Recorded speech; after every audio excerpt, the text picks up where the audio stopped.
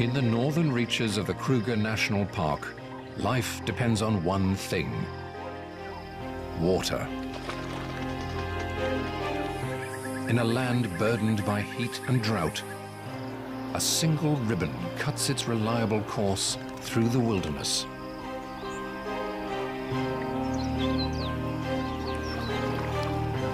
It's a lifeline to all creatures, great and small. In the height of the dry season, everything must come to the river. From dawn to dusk, animals converge on the banks of the Luvuvu as it winds its way through the many habitats of an area known as Pafuri.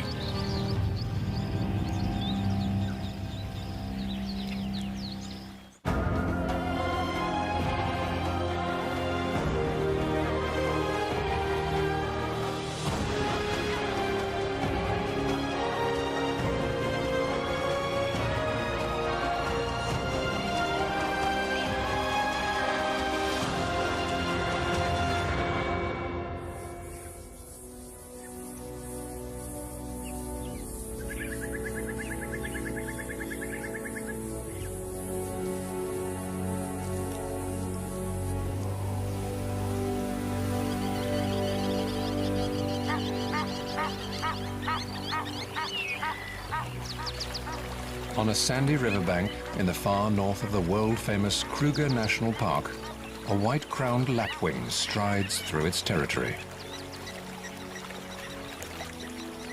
He and his mate control half a mile of riverbank.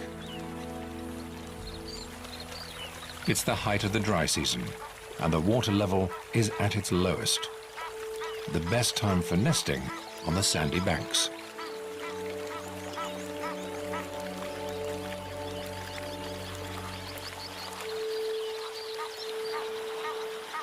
The Lapwings River is called the Luvuvu, and it flows through a very special piece of wilderness known as the Pafuri.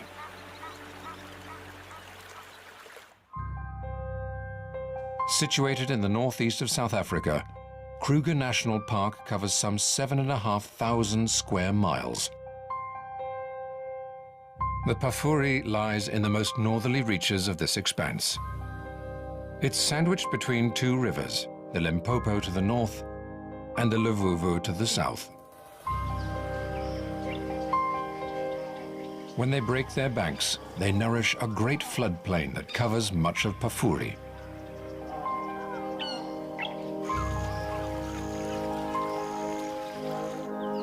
Here, lush lowlands feed herds of grazers, and iconic forests grow tall and green.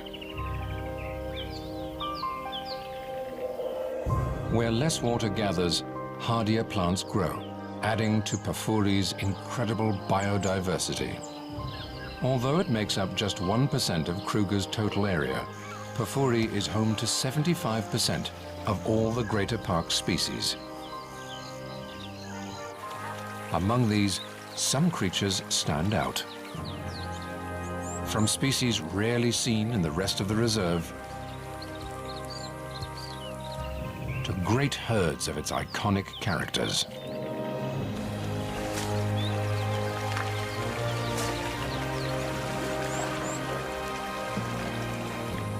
But above all the others, it's Pafuri's birds that set this place apart. More than 450 species make their homes here, the greatest diversity anywhere in Kruger.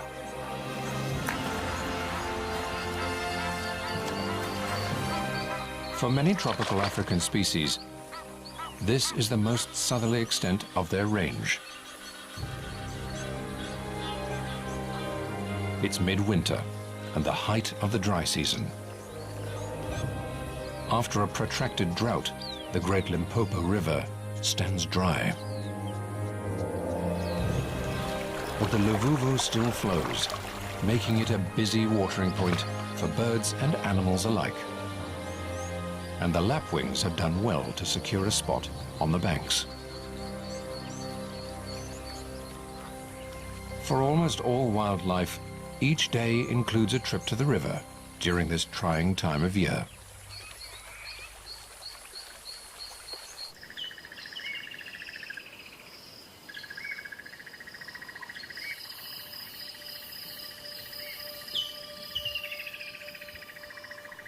As morning dawns in Pafuri, a herd of waterbuck grazes on the marshy floodplain.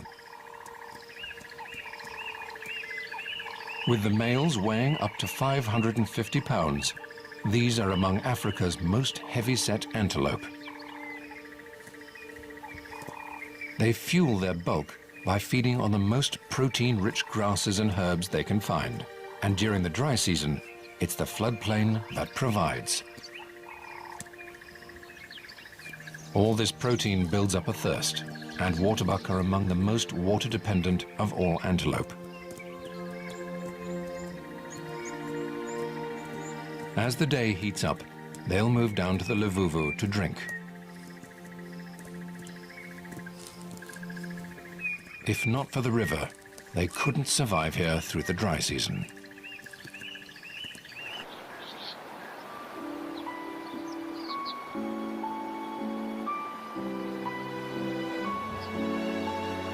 The river flows from west to east across the park, shaping the landscape and attracting its wildlife.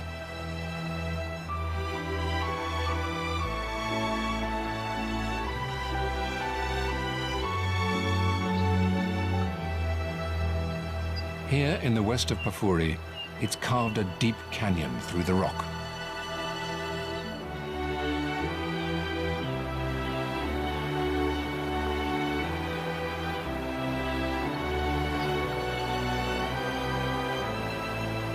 Known as Lana Gorge, it's testament to the Luvuvu's steady flow over the millennia.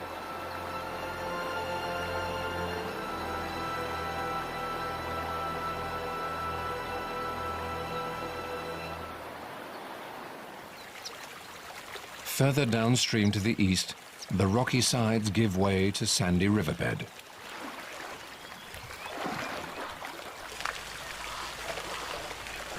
Here, a young bull elephant has arrived early to quench his thirst.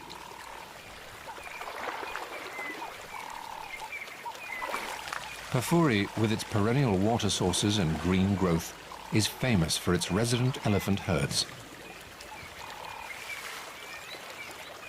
But this bull has left his herd, and for now he leads a more solitary existence.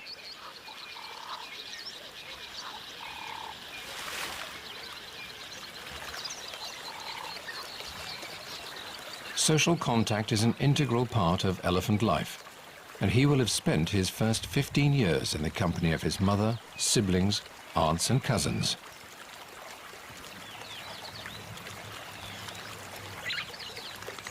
As he moves down the river, he smells the air for signs of other elephants.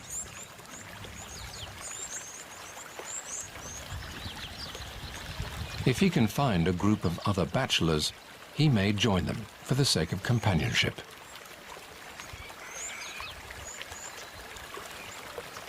But for now, he's on his own.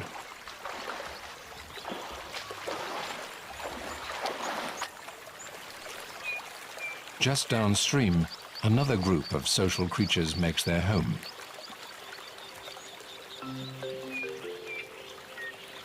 White-fronted bee-eaters live in small families consisting of a breeding pair and up to 5 related birds that'll help them raise their chicks. In a few months, when early summer brings the rains, they'll dig more nests like these into the riverbank to lay their eggs. The rain will trigger a flush of insect life, and there'll be plenty of food to feed their chicks. For now, the adults can support themselves on the insects around the river.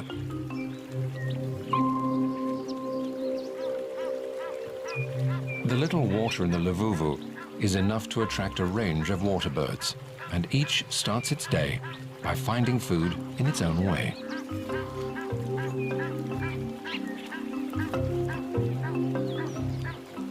A pair of African jacanas treads delicately at the water's edge.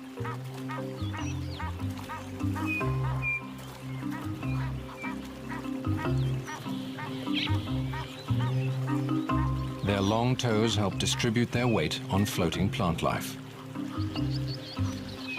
Together, the pair controls a territory along the bank, and it gives them all the insects they need.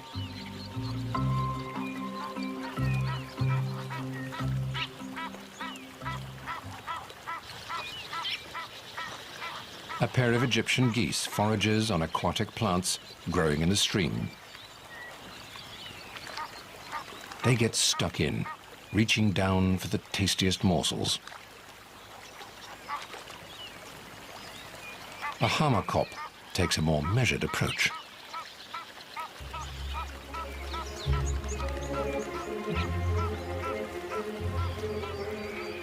He's after creatures living among the river vegetation.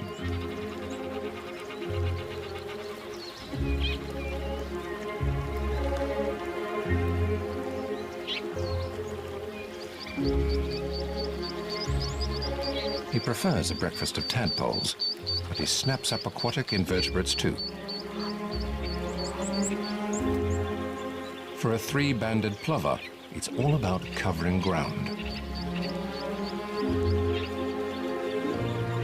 He moves quickly along, pecking at the water's surface for insects and their larvae.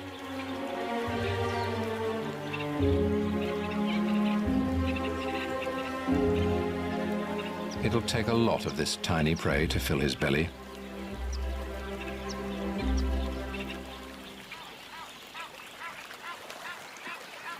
While some are enjoying the river's ample food supply, a great egret is finding things trickier.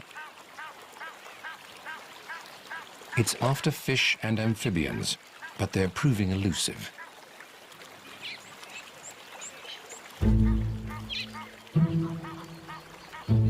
Perhaps another spot will be more productive.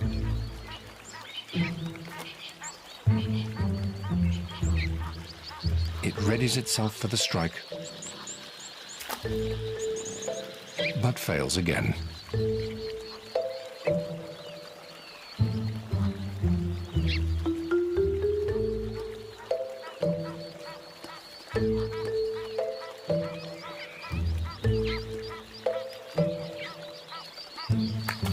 With one last effort, he comes up with a morsel.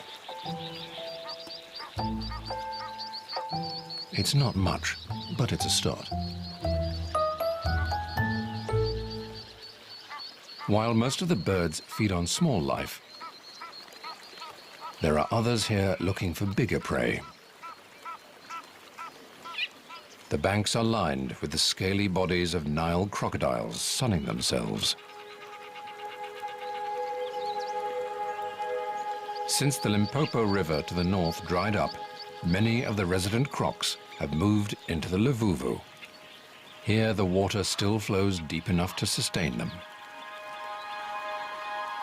They're best known for ambushing prey from beneath the surface.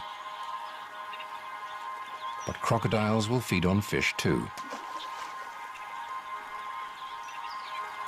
They use their powerful tails to pursue their prey underwater.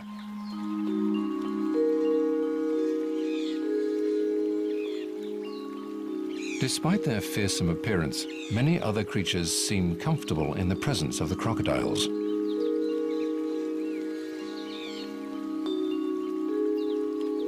A flutter of butterflies cuts a sharp contrast with the rugged reptiles.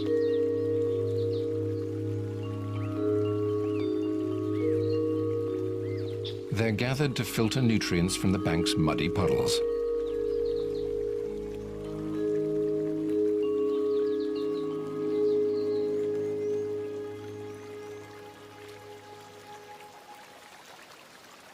The winged gathering attracts a crowd of its own.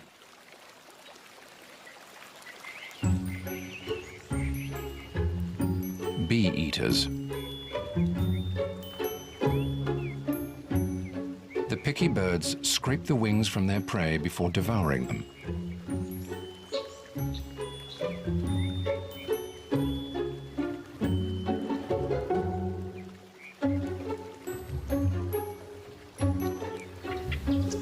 The bee-eater family will join forces with neighboring families to defend their foraging territory against other bee-eaters.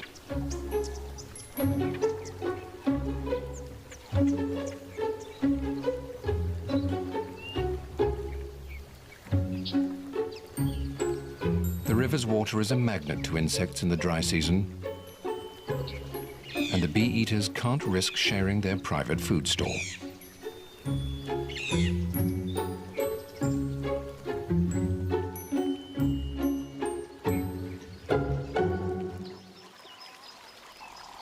For many animals, Pafuri has lots to offer beyond the Luvuvu.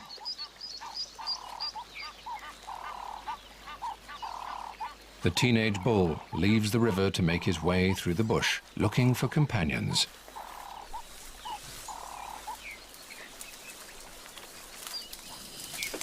But he doesn't get far before his stomach distracts him.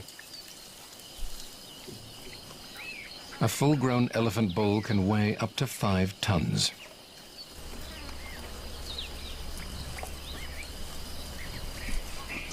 His dinner plate-sized feet are specially evolved to support this massive weight, with thick cushions of fatty and fibrous tissue to absorb the pressure.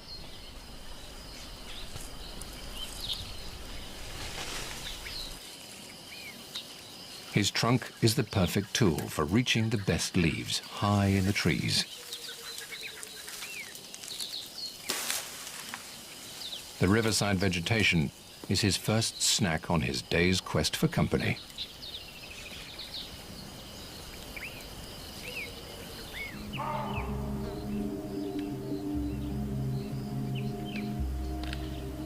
Pafuri has other food reserves in plenty for an elephant,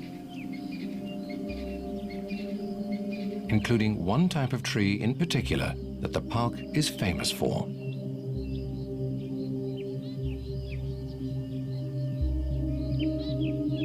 Known as fever trees, their smooth yellow-green bark is unmistakable.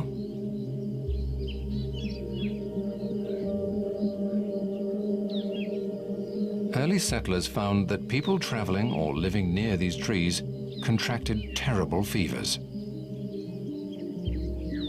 They blamed the trees themselves for the illness, but the blame was misplaced.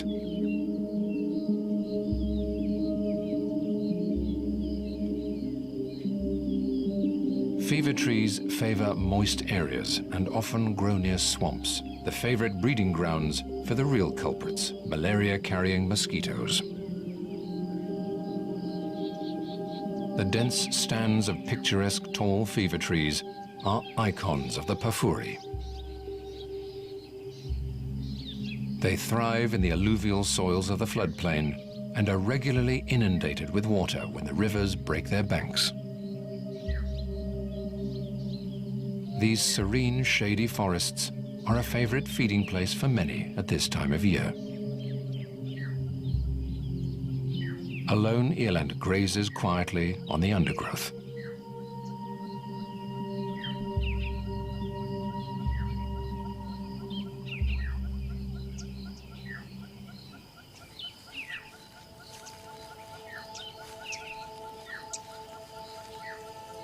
Not far away, a massive elephant bull disturbs the peace.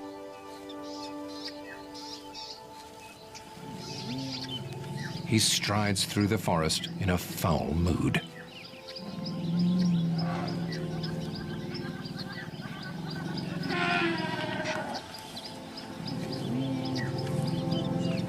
And it soon becomes clear why.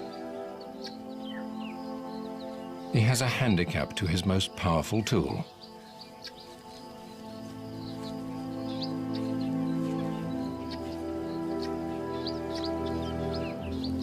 It's an old injury to his trunk, possibly caused by a crocodile's jaws, but more likely, a poacher's snare.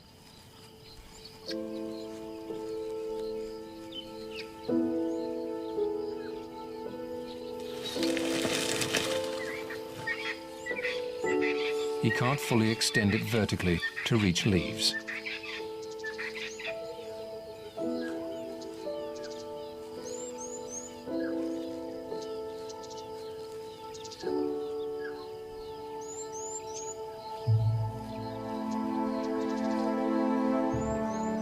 But like all elephants, he has the strength to bring them down to his level.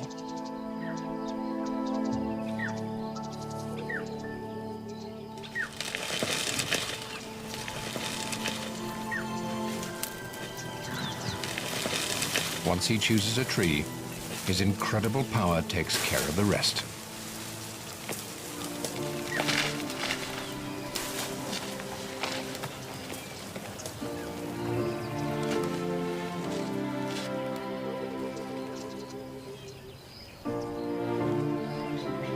With the leaves at ground level, he's finally able to satisfy his agitating hunger.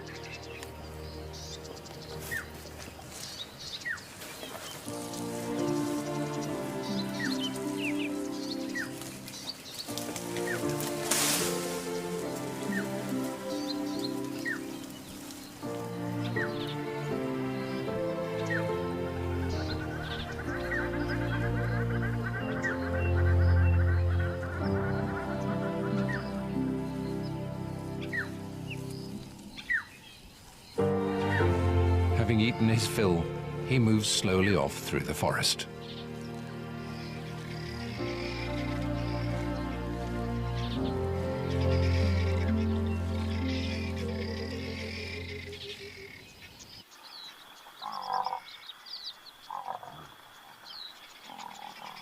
Beyond the fever trees, a herd of African buffalo grazes out in the open. The grasses grow tall on the floodplain, but they're dry and tough at this time of year. This doesn't faze the buffaloes. They prioritize quantity over quality and can subsist on coarser fodder than most grazers.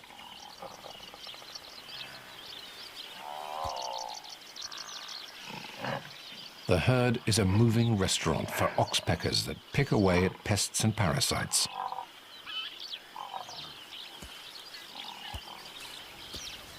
Despite the adults' impressive horns, the herd is wary of predators, for the buffaloes have youngsters with them. Eventually, they've had enough time in the open and head for the cover of Mopani thicket. These dense woodlands thrive on Pafuri's higher ground and add yet another habitat to the park. Mopani is well known for its ability to withstand dry conditions. In the heat of the day, the butterfly-like leaves fold close to reduce the surface exposed to the sun and minimize water loss from evaporation. They're also a fantastic source of protein for Pafuri's animals. But today it's a brown snake eagle that makes best use of the golden trees. It could perch up here for hours, searching its surroundings with piercing eyes for its favorite prey of snakes. When it spots one, it'll swoop down from its perch, crush the snake's spine, and swallow it head first. For now, it stretches its feathers leisurely and surveys the comings and goings below. With raptors like these around, Pafuri's smaller inhabitants must keep a careful eye out.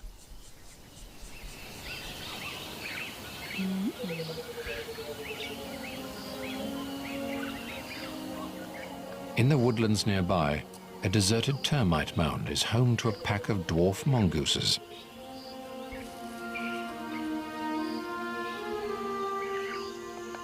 As the day heats up, the adults emerge from their burrow, one by one.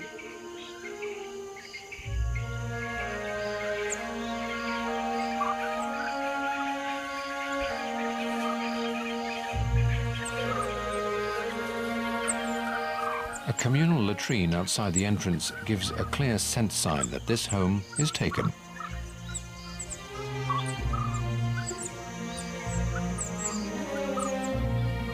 At less than 8 inches long, they have little defense against predators. But the family of 14 watches each other's backs.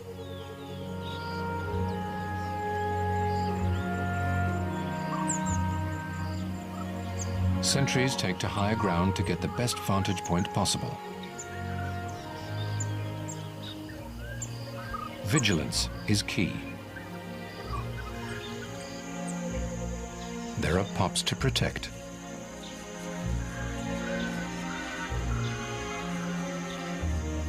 They're the offspring of the dominant male and female, and they're around 6 weeks old.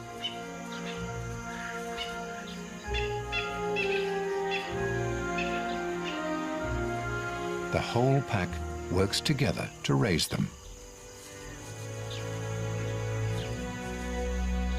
This includes the crucial tasks of babysitting and standing guard.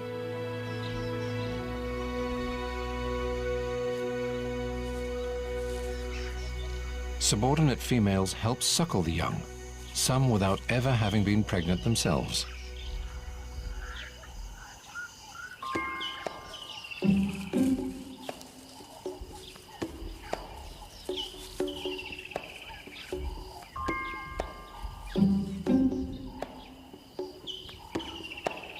The rest of the pack heads out to scratch for prey with their long claws.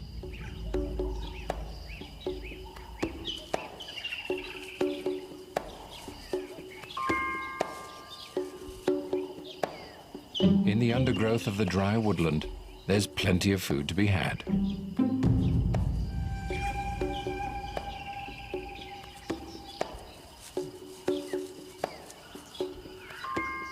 A millipede, known locally as a shongololo, would be a juicy snack.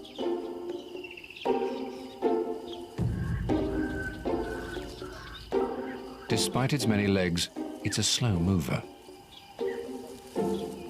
It must make good its escape before the mongooses sniff it out.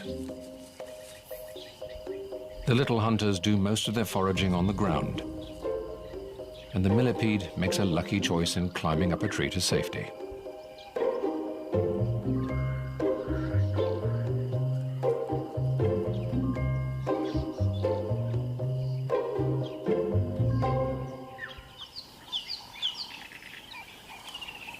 While the mongooses carry out their scuttling hunt, others plod slowly and steadily through the morning.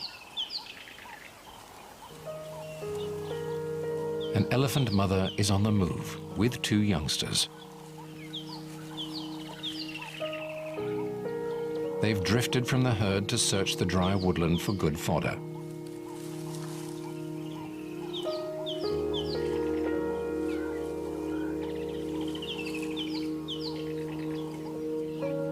Only the younger calf is the cow's offspring.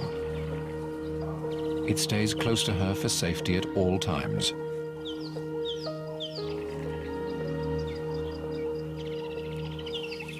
The whereabouts of the other calf's mother is difficult to tell, but it's a sad possibility that poachers have killed her for her tusks.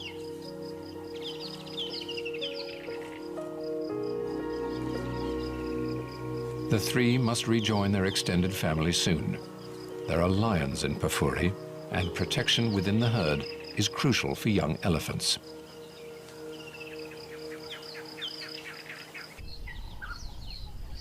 Away from the Luvuvu, a few small wetlands persist.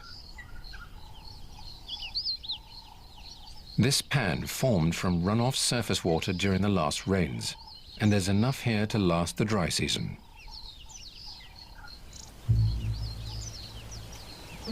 It's attracted 6 big bulls.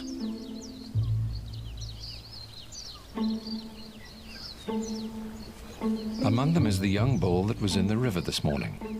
The gathering at the water offers him some company at last. The heavyweight with the injured trunk is here too. Neither can compete with the biggest of these bachelors. He wears a tracking collar, and researchers have been following him for the last 10 years.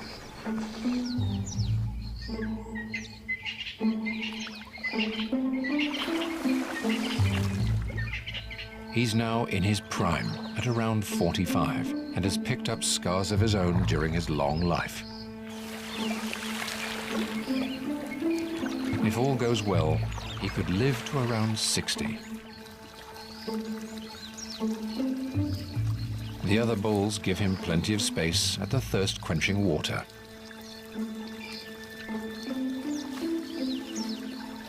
The bull with the wounded trunk has learned to live with his handicap.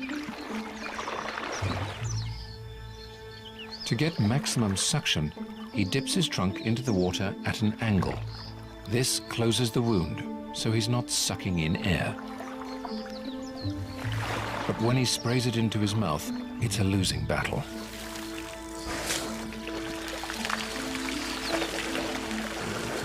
It's the elephant equivalent of drinking through a punctured straw.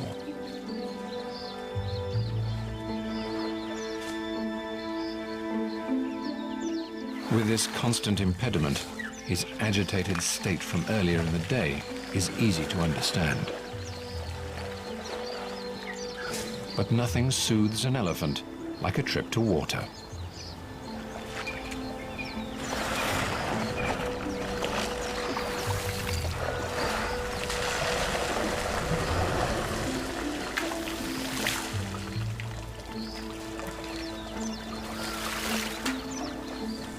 And it always involves a good splashing.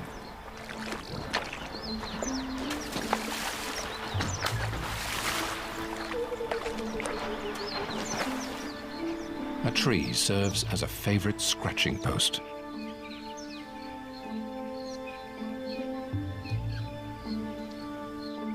And a final layer of dust will protect against the hot afternoon sun.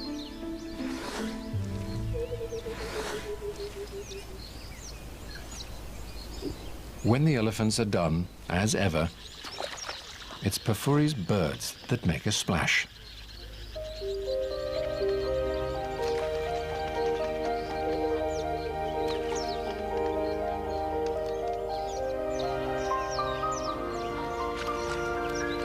Fork-tailed drongos bathe themselves by plunging briefly into the water before flying off. It's the epitome of going for a quick dip.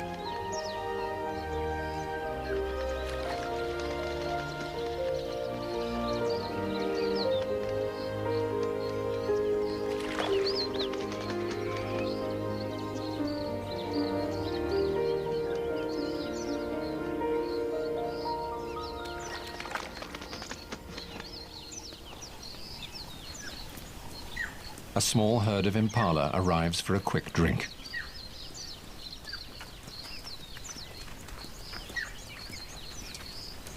They're vulnerable with their heads down at the water and move swiftly on. As the midday heat sets in, many in Pafuri seek out water.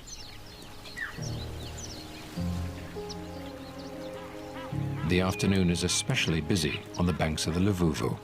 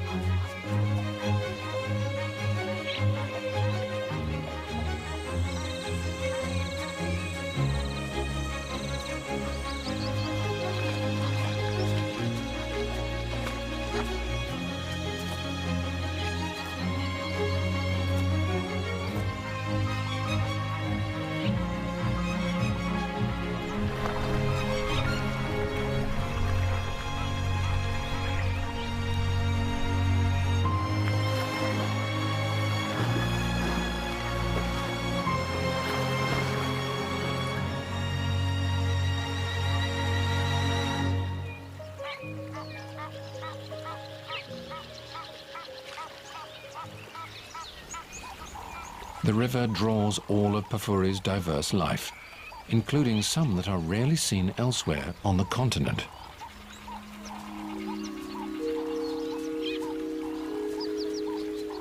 Nyala are particularly shy antelope, sticking to densely wooded areas, usually near water.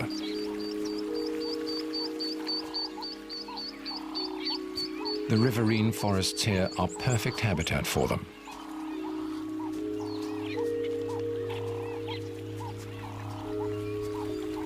As thirsty as they may be, they're cautious around the water. This is crocodile territory. Across the river, a female Nyala has arrived with her 2 offspring.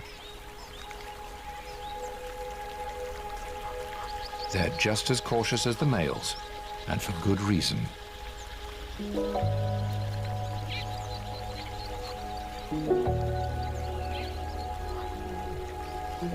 The young croc is probably too small to catch the mother, but it might stand a chance against the fawn, and they're not taking any risks.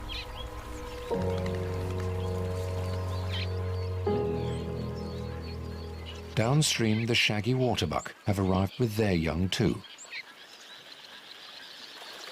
Even in the winter, temperatures can top 80 degrees Fahrenheit.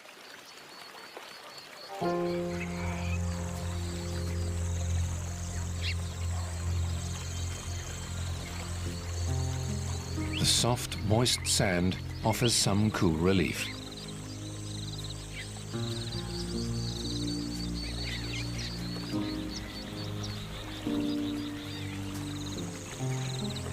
Most of the water come with company, but an old buffalo bull has arrived alone. He's retired from the competition of herd life and no longer has to wait for hundreds of herd mates to quench their thirst before he moves off. He's not the only old male on the banks. The warthog boar's huge facial lumps are testament to his age.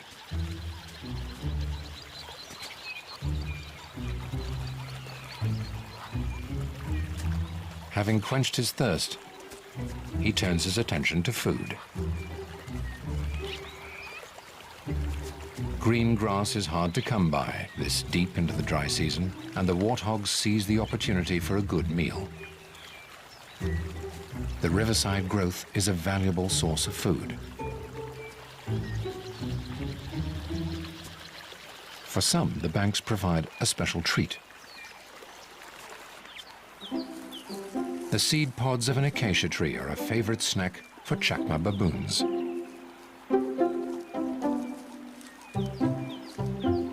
With arms as long as their legs, baboons have evolved to walk on the ground more than any other monkey.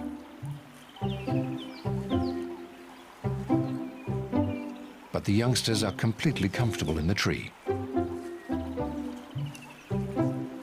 even as they pick their way between the thorns.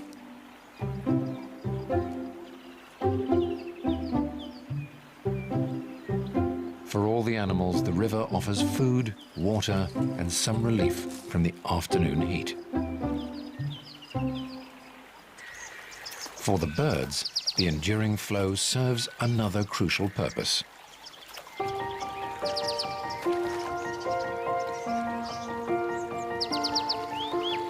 Most birds must bathe to keep their feathers in tip-top condition for flying.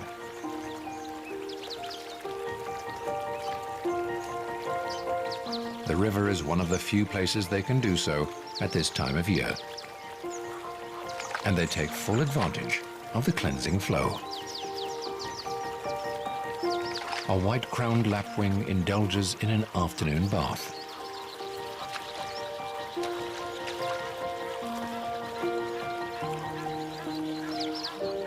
Bathing isn't the only important part of feather maintenance.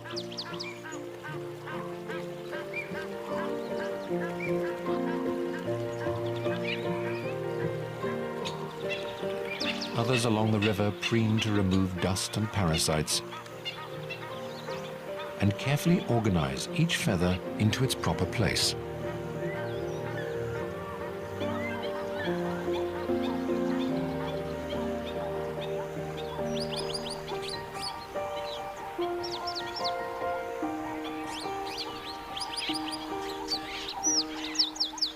A woolly-necked stork is one of the bigger birds on the river today, but it's dwarfed by its cousin, the saddle-billed stork.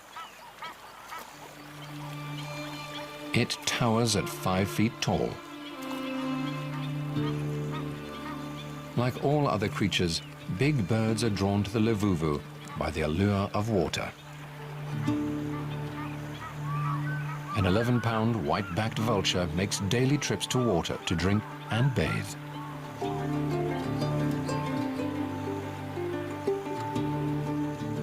But among all of Pafuri's birds, one species rules the roost.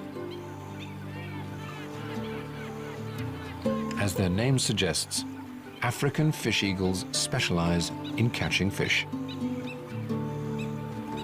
Unlike the smaller birds, the low-flowing river offers them little in the way of food here. But the eagles are resourceful. They prey on a variety of smaller life, including water birds. They're also fearless thieves, stealing prey from others as big as the saddle-billed stork. All this makes them formidable river mates for the other species.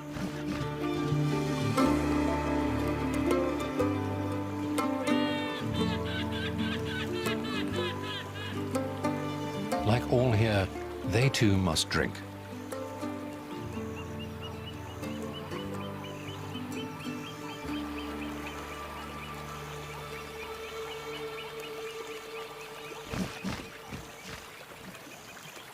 The trickle of the river here is enough to satisfy the birds' needs, but there is one resident of Pafuri whose demands are far greater.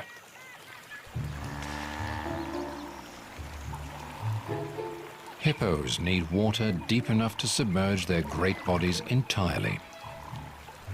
During the dry season, there are few places in Pafuri where this exists.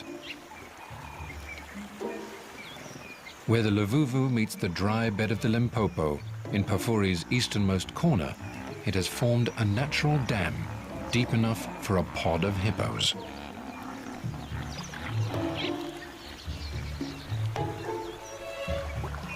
These huge animals have sensitive skins and spend most of their days submerged to escape the heat of the sun.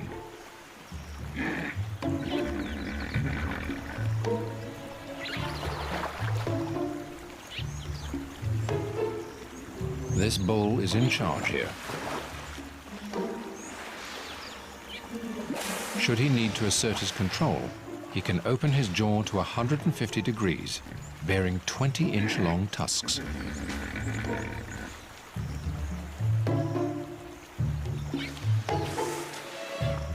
For now, he relaxes in the cool of the water with his pod.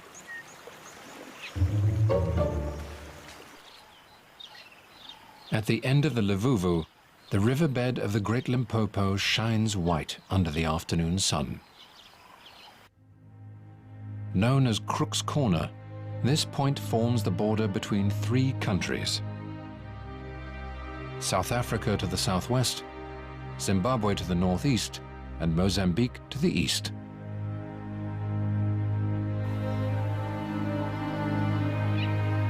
Here the Luvuvu River reaches its end.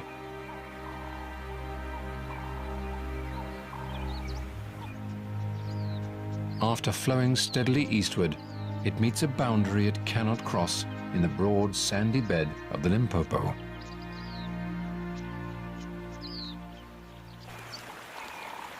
For the creatures of Pafuri, the Luvuvu has done its job, providing water through another hot, dry day.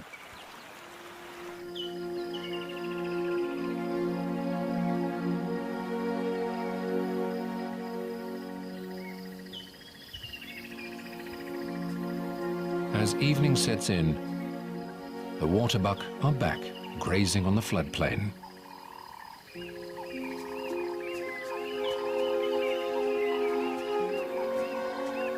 They enjoy the cool, calm end of the day.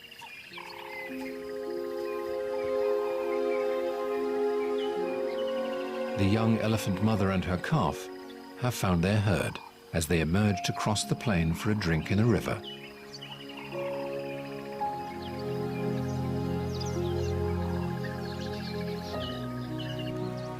On the Luvuvu's banks, the baboon troop spends a little time by the water before heading into the treetops to sleep.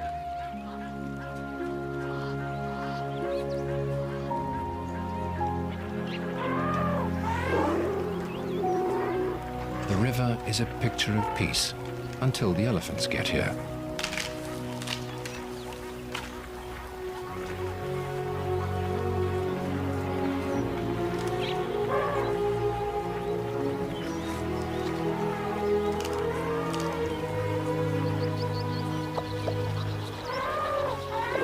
The cool, soft sand is welcome relief after the long, hot day.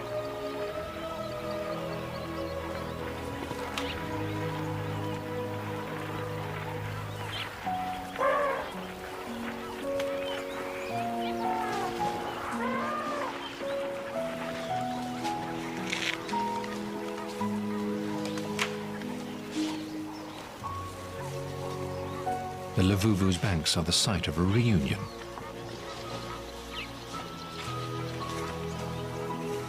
The older calf from earlier has found its mother and enjoys the river by her side.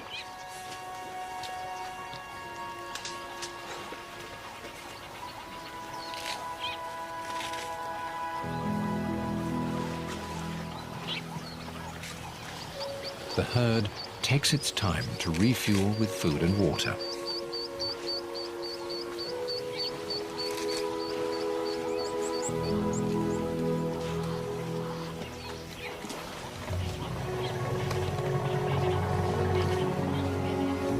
As long as the Lavuvu continues to flow through this special reserve, Pafuri's creatures will thrive despite the rigors of the dry season.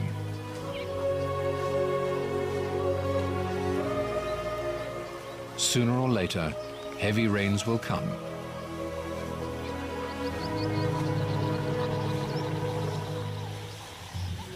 The Limpopo will flow once more, and floodwaters will inundate the plains to spur new growth. Until then, the elephants and others will find all they need along the banks of the Pafuri's everlasting lifeline.